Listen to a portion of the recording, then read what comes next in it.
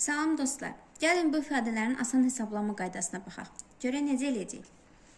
Baxıram bu ifadəyə. Bu ifadədə görürəm ki, burada 219 var, burada 220 var. 219-u mörtəzənin xərcini çıxarda bilirəmmi? Əlbəttə çıxarda bilirəm. Qeyd edirəm. 219 vurulsun, mörtəzə xərcini çıxartdıq. Burada bir dənə 3 qaldı. Burada baxıram nə qalır. 220-dən 219 çıxanda 201, yəni 2 qalır. Üstə gəlsin. Bu üstə gəl qeyd elədim. 7 qaldı. 7, 219-da çıxartmışıq mörtəzə xərcini, heç nə qalmır. Vur 52. Keçirəm məxrəcə həll eləyirəm.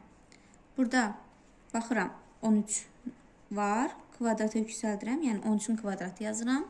Vurulsun.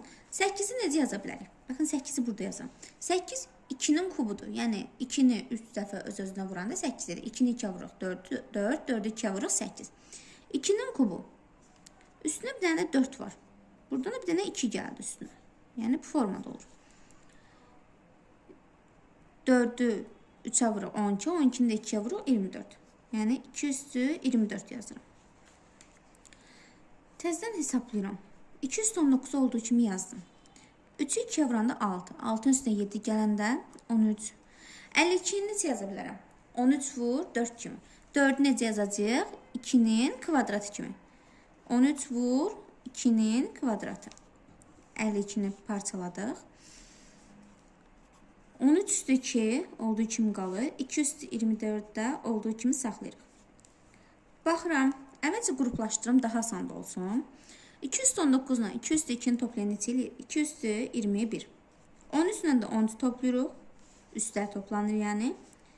2. Aşağıda 10 üstü 2 vurulsun 2 üstü 24. Bərabərdir. 10 üstü 2-lər ixtisar getdi. 2 üstü 21 burada var. 2 üstü 24 burada var. 24-dən 21 çıxan neçə eləyir? 2 üstü 3. Burada da 1 qalır sürətdə. Bu da neçə eləyir? 2 üstü 3, 8-də 1. Cavabımız alınacaq 8-də 1. İndi keçəm ikinciyə. Burada deyir ki, bu ifadənin vuruğu kök işarəsinin altına salın. Bu kök işarəsinin altına salmaq üçün neynəməliyik bunu? Kvadrata yüksəltməliyik. Çünki biz həmişə deyirdik ki, bu kvadrat olmalıdır. Yəni bundan 2 dənə olmalı ki, kök çıxar. 3 dənə olsa kök çıxmır. Baxıram. Neçə eləyəcək?